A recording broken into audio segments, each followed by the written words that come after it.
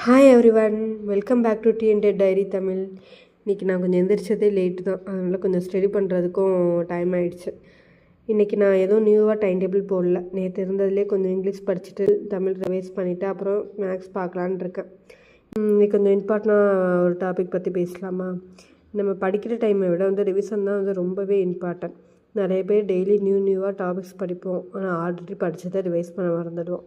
அதனால் எக்ஸாம் டைமில் நம்ம இது ஆல்ரெடி படித்தோமா என்னன்னே நமக்கு மறந்துடும். நானும் இப்போ டெய்லி கொஞ்சம் டைம் ரிவிஷனுக்கு செப்பரேட்டாக எடுக்க ட்ரை பண்ண போகிறேன். ஈவன் ஒரு 15 to 20 மினிட்ஸ்னாலும் ஓகே தான். ரிவிஷன் பண்ண கான்செப்ட்ஸ் ஈஸியாக நமக்கு ஞாபகம் இருக்கும். ஒரு கான்ஃபிடென்ட் இருக்கும், ஓகே நம்ம கொஞ்சம் நல்லா படிக்கிறோம் அப்படின்ட்டு. எக்ஸாம் ஃபியருமே நமக்கு கொஞ்சம் கம்மியாகும். எஸ்பெஷலி இந்த டிஎன்டெட் மாதிரி எக்ஸாம்ஸ்லாம் ரிப்பீட்டடாக ரிவிஷன் பண்ணால் மட்டும்தான் நமக்கு ரொம்ப ஹெல்ப்ஃபுல்லாக இருக்கும். அதனால் டெய்லி புதுசாக படிக்கிறது கூடவே ஒரு ஆல்ரெடி படித்த டாபிக்ஸை ஒரு 30 மினிட்ஸ் நம்ம ரிவைஸ் பண்ணாலே போதும்.